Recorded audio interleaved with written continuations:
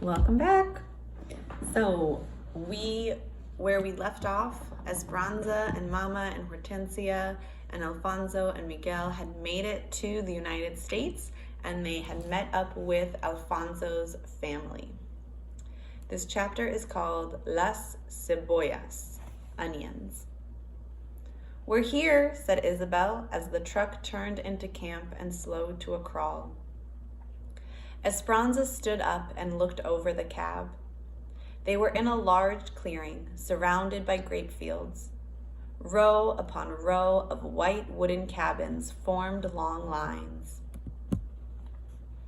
connected like bunkhouses. Each cabin had one small window and two wooden steps that led to the door. She couldn't help but think that they weren't even as nice as the servants' cabins in Aguascalientes. They reminded Esperanza more of the horse stalls on the ranch than of a place for people to live.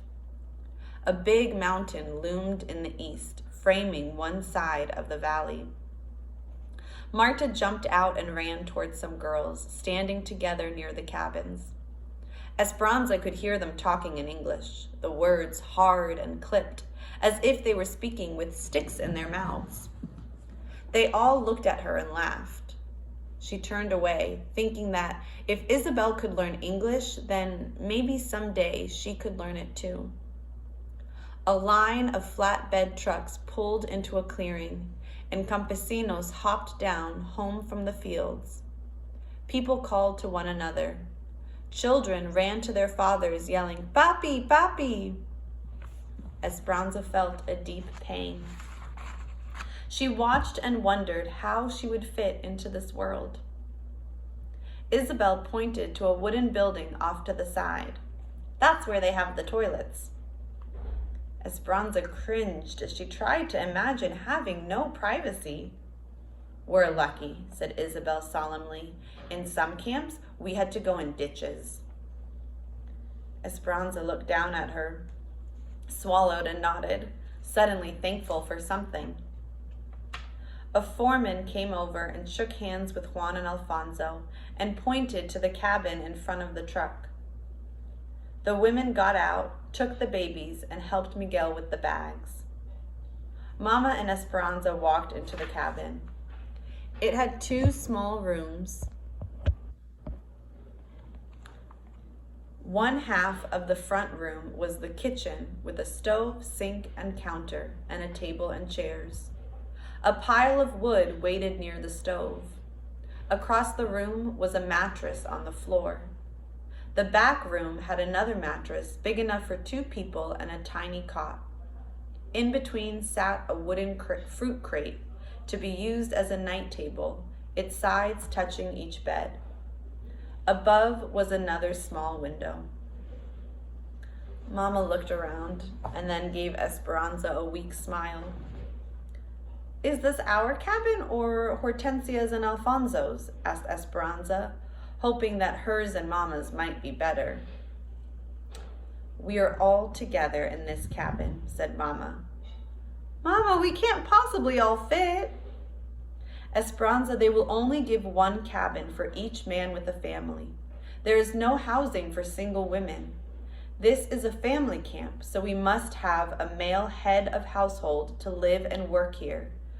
And that is Alfonso." Mama sank to the bed. Her voice sounded tired. "He has told them we are his cousins, and if anyone asks us, we must say it's true. Otherwise, we cannot stay. We are next door to Juan and Josefina, so we can adjust the sleeping arrangements. Miguel will sleep next door with them and the babies, and Isabel will sleep here with Alfonso, Hortensia, and us." Miguel came in and set down their valises, then left. Esperanza could hear Alfonso and Hortensia in the next room talking about the camp office. Mama got up to unpack and began to sing. Esperanza felt anger crawling up her throat. "Mama, we are living like horses. How can you sing? How can you be happy? We don't even have a room to call our own." The talking suddenly stopped in the other room. Mama gave Esperanza a long, hard look. She calmly walked over and shut the door to the small room. "Sit down," she said. Esperanza sat on the tiny cot, its springs screeching. Mama sat on the bed opposite her, their knees almost touching. "Esperanza, if we had stayed in Mexico and I had married Tio Luis, we would have had one choice, to be apart and miserable. Here we have two choices, to be together and miserable or to be together and happy. Mija, we have each other and Abuelita will come. How would she want you to behave? I choose to be happy. So which will you choose?" She knew what Mama wanted to hear. "Happy," she said quietly. "Do you know how lucky we are, Esperanza? Many people come to this valley and wait months for a job. Juan went to a lot of trouble to make sure we had this cabin waiting for us when we got here. Please be grateful for the favors bestowed upon us." Mama bent over and kissed her, then left the room. Esperanza lay down on the cot. A few minutes later, Isabel came in and sat on the bed. "Will you tell me what it was like to be so very rich?" She looked at Isabel, her eyes anticipating some wonderful story. Esperanza was quiet for a moment, clinging to one possible thought. Then she said, "I am still rich, Isabel. We will only be here until Abuelita is well enough to travel. Then she will come with her money and you will buy a big house, a house that Papa would have been proud for us to live in. Maybe we will buy 2 houses so that Hortensia, Alfonso, and Miguel can live in one and work for us again. And you can visit us, Isabel. You see, this is only temporary. We will not be here for long." "De veras?" asked Isabel. "Yes, it is the truth," said Esperanza, staring at the ceiling that someone had covered with newspaper and cardboard. "My papa would never have wanted us to live in a place like this." She closed her eyes and heard Isabel tiptoe out of the room and shut the door. The weariness from the days of travel flooded over her, and her mind wandered from people peeing in ditches to Marta's rudeness to the horse stalls at El Rancho de las Rosas. How could she be happy or grateful when she had never been more miserable in her life? When Esperanza opened her eyes again, it was almost light, and she heard Mama, Hortensia, and Alfonso talking in the next room. She had slept through dinner and the entire night. She smelled café and chorizo. The coffee and sausage made her stomach growl, and she tried to remember when she had last eaten. Isabel was still asleep in the bed next to hers, so Esperanza quietly pulled on a long, wrinkled skirt and white blouse. She brushed her hair and went into the other room. "Good morning," said Mama. "Sit down and eat something. You must be starved." At the table, Hortensia patted her hand. "You missed going to the foreman's office last night. We signed the papers to live here. We already have work today." Mama put a plate of tortillas, eggs, and sausage in front of her. "Where did all the food come from?" asked Esperanza. "Josefina," said Hortensia. "She brought some groceries until we can go to the store this weekend."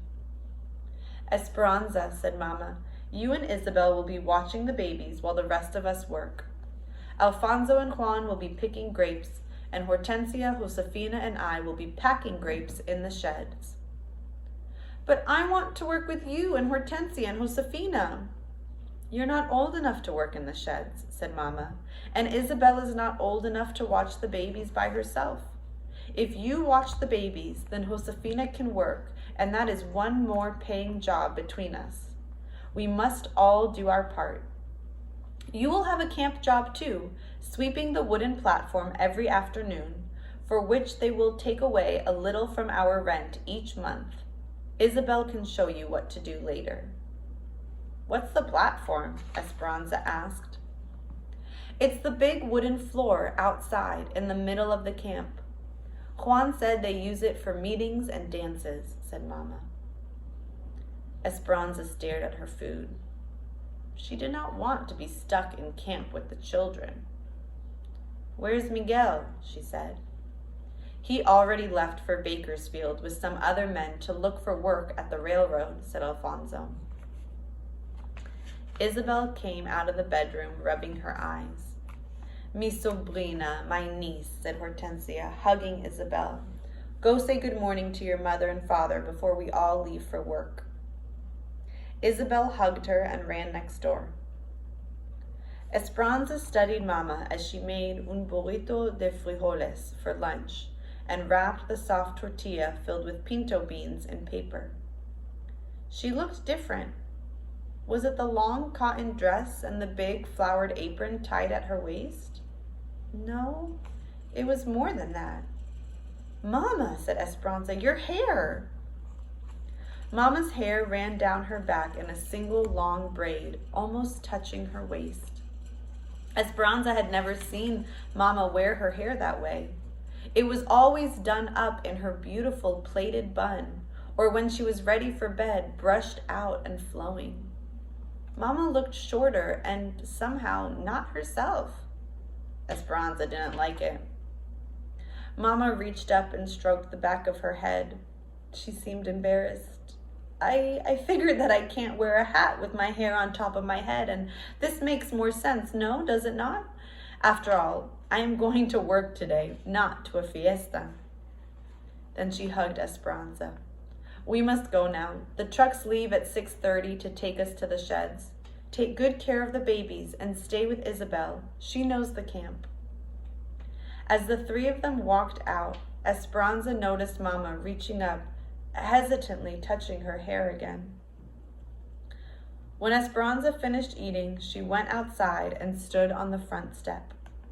Instead of facing another row of cabins, their cabin was in the last row facing the fields. Straight ahead, across a dirt road, were several chinaberry trees and a mulberry tree that provided deep shade over a wooden table. Beyond the rows of trees were grape fields, still lush. To the right, across a grassy field, was the main road. A truck piled high with produce drove by, losing a cloud of debris. After it passed, the sharp smell told her they were onions, the dry outer skins being shredded by the wind. Another truck followed. Again, the smell bit into her senses. It was still early, so the air was cool, but the sun was bright, and she knew it would be hot soon. The hens pecked and poked around the front steps. They must have been happy to be off the train. Esperanza shooed them out of her way as she turned and walked next door. The babies were still in their pajamas. Isabel was struggling to feed Lupe her oatmeal, while Pepe crawled on the floor. Splotches of his cereal still stuck to his cheeks. As soon as he saw Esperanza, he reached up for her. "Let's clean them up," said Isabel, "and then I'll show you the camp." First, Isabel took Esperanza to the platform she was to sweep and showed her where the brooms were stored. Then they walked through the rows of cabins, each with a baby on her hip. As they passed open doors, Esperanza could already smell the beans and onions that someone had started simmering for dinner.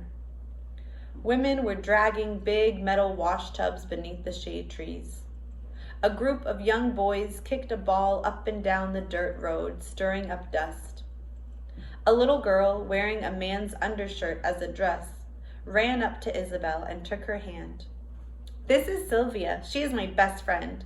Next week, we will go to school together." Sylvia switched around and grabbed Esperanza's free hand. Esperanza looked down at Sylvia's dirty hands. Sylvia grinned up at her, and Esperanza's first thought was to pull her hand away and wash it as soon as possible. Then she remembered Mama's kindness to the peasant girl on the train and her disappointment in Esperanza. She didn't want Sylvia to start crying if she were to pull away. She looked around at the dusty camp and thought that it must be hard to stay clean in such a place. She squeezed Sylvia's hand and said, "I have a best friend too. Her name is Marisol, and she lives in Aguascalientes. Isabel introduced Esperanza to Irene and Melina, 2 women who were hanging clothes to dry on a long line stretched between the cabins and a tree. Irene had long gray hair tied in a tail. Melina didn't look much older than Miguel, and she already had a baby of her own. "We heard the story of how you came from Aguascalientes," said Melina. "My husband is from there. He used to work for Senor Rodriguez." Esperanza's face lit up at the news. "He knew my father since he was a boy. Do you think your husband knew Marisol, Senor Rodriguez's daughter?" Melina laughed. No, I'm sure he didn't. He was un campesino, a field servant. He would not know the family." Esperanza felt awkward and didn't mean to make Melina admit that her husband was a servant. But Melina didn't seem bothered and began recalling other farms her husband had worked on in Aguascalientes. Isabel pulled on Esperanza's arm. "We need to change the babies." As they walked back to the cabin, she said, "They are mother and daughter. They come over to talk and crochet with my mother all the time." "How do they know all about us already?" Isabel raised her hand and made her fingers tap up and down on her thumb as if a mouth was talking. "Everyone in camp knows each other's business." "Do you know how to change a diaper?" asked Esperanza when they got back to the cabin. "Certainly," said Isabel. "I will change them and you can rinse out the diapers. We need to do some laundry too." Esperanza watched as the young girl laid the babies down one at a time, unpinned their diapers, wiped their bottoms cleaned, and pinned on fresh diapers. Isabel handed Esperanza the smelly bundles and said, "Take them to the toilets and dump them, and I'll fill the wash tub." Esperanza held them at arm's length and almost ran to the toilets. Several more onion trucks passed by, their smell accosting her eyes and nose as much as the diapers. By the time she got back, Isabel had already filled 2 wash tubs with water from an outside pipe and was swirling soap around in one of them. A washboard was propped inside. Esperanza went to the wash tub and hesitated, staring into the water. Bits of onion skins floated on the surface of the soapy water. She held a corner of the diaper and lightly dipping it in and out of the water, her hand never getting wet. After a few seconds, she gingerly lifted the diaper from the water. "Now what?" she said. "Esperanza, you must scrub them like this." Isabel walked over, took the diapers, and plunged them into the water up to her elbows. The water quickly became murky. She rubbed the diapers with soap, vigorously scrubbing them back and forth on the washboard and wrung them out. Then she transferred them to the next tub, rinsing and wringing again. Isabel shook out the clean diapers and hung them on the line stretched between the chinaberry and mulberry trees. Then she started on the clothes. Esperanza was amazed. She had never washed anything in her life, and Isabel, who was only 8 years old, made it look so easy. Puzzled, Isabel looked at Esperanza. "Don't you know how to wash clothes?" "Well, Hortensia took everything out to the laundry quarters, and the servants, they always..." She looked at Isabel and shook her head no. Isabel's eyes got bigger and she looked worried. "Esperanza, when I go to school next week, you will be here alone with the babies and will have to do the laundry." Esperanza took a deep breath and said weakly, "I can learn. And later today you must sweep the platform. You do know how to sweep." "Of course," said Esperanza. She had seen people sweep many times. Many times, she assured herself. Besides, she was already too embarrassed about the washing to admit anything else to Isabel.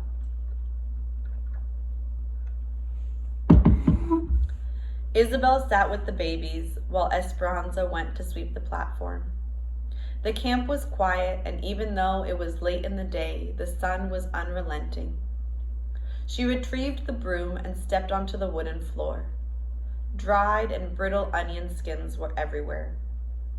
In her entire life, Esperanza had never held a broom in her hand. But she had seen Hortensia sweep, and she tried to visualize the memory. It couldn't possibly be that hard. She put both hands near the middle of the broomstick and moved it back and forth. It swung wildly. The motion seemed awkward, and the fine dirt on the wooden planks lifted into a cloud. Onion jackets flew into the air instead of gathering together in a neat pile like Hortensia's. Esperanza's elbows did not know what to do. Neither did her arms. She felt streams of perspiration sliding down her neck. Sweat. She stopped for a moment and stared at the broom as if willing it to behave. Determined, she tried again. She hadn't noticed that several trucks were already unloading workers nearby. Then she heard it. First a small tittering, and then louder. She turned around. A group of women were laughing at her, and in the middle of the group was Marta, pointing. La Cenicienta, Cinderella, she laughed. Burning with humiliation, Esperanza dropped the broom and ran back to the cabin. In her room, she sat on the edge of the cot, her face flushed again at the thought of the ridicule. She was still sitting there staring at the wall when Isabel found her. I said I could work. I told Mama I could help. But I cannot even wash clothes or sweep a floor. Does the whole camp know? Isabel sat down on the bed next to her and patted her back. Yes. Esperanza groaned. I will never be able to show my face. She put her head in her hands until she heard someone else come into the room. Esperanza looked up to see Miguel holding a broom and a dustpan, but he wasn't laughing. She looked down and bit her lip so she wouldn't cry in front of him. He shut the door, then stood in front of her and said, How would you know how to sweep a floor? The only thing that you ever learned was how to give orders. This is not your fault. Anza, look at me. She looked up. Pay attention, he said, his face serious. You hold the broom like this, one hand here and the other here. Esperanza watched. Then you push like this, or pull it towards you like this. Here, you try, he said, holding out the broom. Slowly, Esperanza got up and took the broom from him. He positioned her hands on the handle. She tried to copy him, but her movements were too big. Smaller strokes, said Miguel, coaching, and sweep all in one direction.